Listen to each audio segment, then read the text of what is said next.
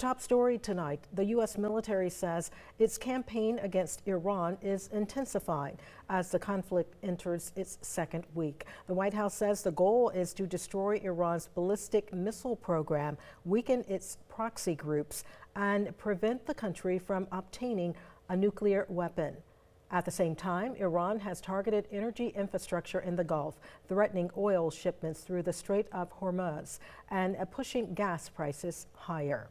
As tensions continue to rise overseas, for some families here at home, the conflict is reopening painful memories. WSAV's Isabella Baez spoke with the parents of a Savannah soldier killed in the Middle East 2 years ago and joins us now with how they're keeping her legacy alive. That's right, Tina. Brianna Moffitt had just celebrated her 23rd birthday when she was tragically killed days later in a drone strike in the Middle East. 2 years later, her family says it still feels like yesterday. Came and knocked on the door and gave us the news. Mm-hmm. And what was that moment like? Oh. It's indescribable. It's something that you just can't describe. On January 28th, 2024, Brianna Moffitt was tragically killed in her sleeping quarters in Jordan, alongside 2 other American service members. Former President Joe Biden said the attack was carried out by radical Iran-backed militant groups in Iraq and Syria. At the time, Brianna was serving in the Army Reserves as a construction engineer. Her parents say it was something she always wanted to do. But ROTC was her first step. And then she just went ahead and decided to join. But I was in the military, and so she thought, so I was the first female in the family, on both sides of the family, that was in the military.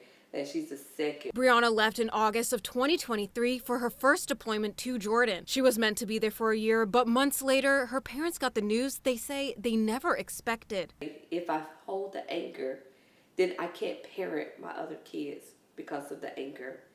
And I have to see and raise my other kids through all of this. Her parents say the past 2 years have been a roller coaster of emotions. And with the recent news of the 7 U.S. service members reopening some old wounds. They're going through the same grieving process that we're going through.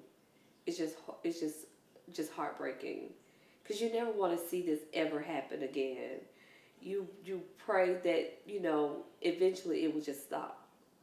But it is not. We know it's not. The family says they'll continue to share Brianna's story and legacy, as well as WSAV News 3 on your side. Isabella, thank you.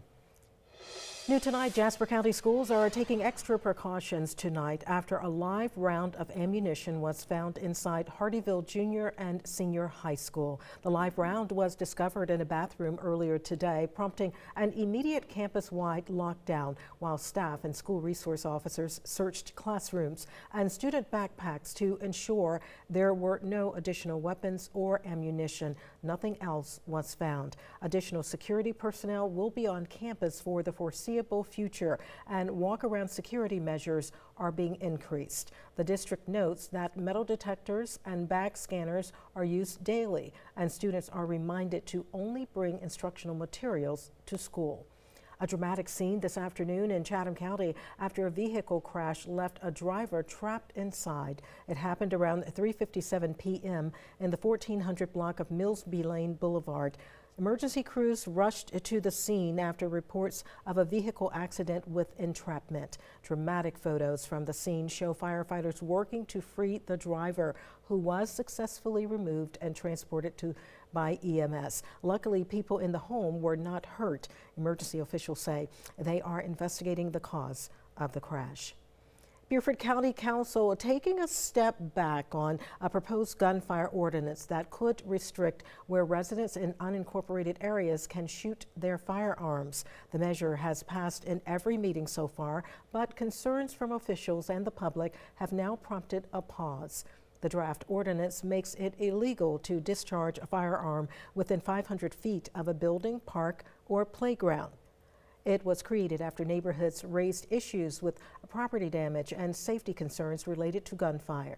While council agrees some rules are necessary, questions do remain about whether the 500-foot restriction can be enforced and whether fines or jail time would be effective. that slowing it down to review the smarter legislation may be the way to go, but keeping in mind we can't lose our ability to get this done. We need to make sure that our sheriff is on board with being able to enforce this. We need to make sure that our solicitor is on board because he would have to prosecute this. Council's 6-2 vote does not move the ordinance forward. Instead, the second reading is postponed. During that time, county leaders will meet with local law enforcement and officials to amend the ordinance and ensure it can be enforced. The council will discuss the measure again at the March 23rd meeting. You need to know Marine Corps Recruit Depot, Parris Island, will be running a full-scale emergency exercise next week to test its response to a potential active shooter situation. The active shooter exercise is scheduled for Tuesday, March 17th on St. Patrick's Day. Base and local emergency agencies will respond while many base offices and sections will practice their run, hide, fight response protocols. Residents may hear mass notifications over speaker towers and see emergency vehicles, personnel, and even simulated casualties as part of the drill. For those interested, run, hide, fight educational presentations will be offered from March 10th through the 12th at the Depot Theater. During the exercise, the Marine Corps' exchange and its parking areas will be closed from 8 a.m. to 12 p.m., and there may be brief delays at the main gate between 9 a.m. and 10 a.m. Motorists are asked to avoid Wake Boulevard and Malacan during that time. The base's 911 dispatch center will operate as normal, and residents are reminded to call 911 for any real emergencies. Some new developments in Chatham County government. Former Tybee Island Mayor Shirley Sessions has been appointed to fill the District 4 seat on the Chatham County Commission. The position opened after Commissioner Pat Farrell filed to run for Georgia's 1st congressional district. Sessions will serve in the role until a special election is held. Sessions served as mayor of Tybee Island from 2020 to 2024. Now, after beginning her public service career in 1999 on the Tybee Planning Commission. Well, candidates who want to run for the seat must qualify between March 19th and the 21st. Sessions will represent District 4 until voters choose a permanent replacement in an upcoming special election on May 19th. The U.S. Coast Guard has chosen a new location for its next training center, and it will not be coming to the Low Country. Federal officials announced the facility will be built in Birmingham, Alabama, at the former Birmingham Southern College campus. The Coast Guard had been considering several locations across the country, including the former Naval Hospital site in Beaufort County. Local leaders and lawmakers previously backed that proposal, saying the site could have brought thousands of jobs and hundreds of millions of dollars in economic impact to the region. The Coast Guard says training operations at the new Alabama facility are expected to begin sometime later this year. Well, new tonight, the Bulloch County Schools are taking a creative approach to boost early childhood literacy. Tonight, families gathered at Paulson Stadium for a Literacy Luau, an event designed to show parents how simple activities at home can help children develop strong reading skills. WSAV's Evan Smoke has more from Statesboro. On Tuesday evening at Paulson Stadium, dozens of people showed up for an event focused on childhood literacy. Bulloch County Schools Director of Early Learning and Literacy, Crystal Simpkins, tells WSAV the Luau is being held to help increase childhood literacy rates. The purpose of the event is to bring awareness to the importance of early literacy and also allow families to enjoy literacy-rich activities together where they can actually take what they're learning here and implement it into their homes. Introducing reading in the first 5 years is recommended and can prepare children for school before they even walk through the doors.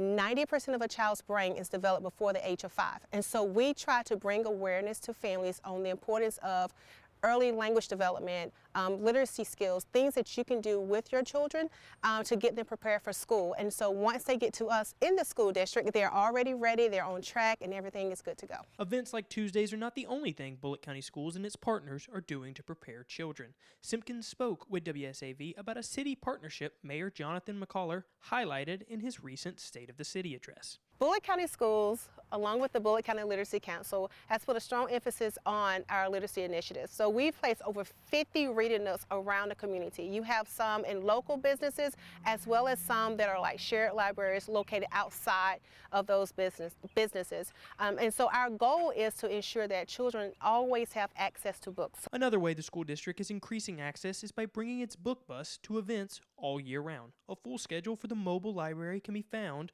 on the Bulloch County Schools website. Reporting in Statesboro, Evan Smoke, WSAV News 3, on your side.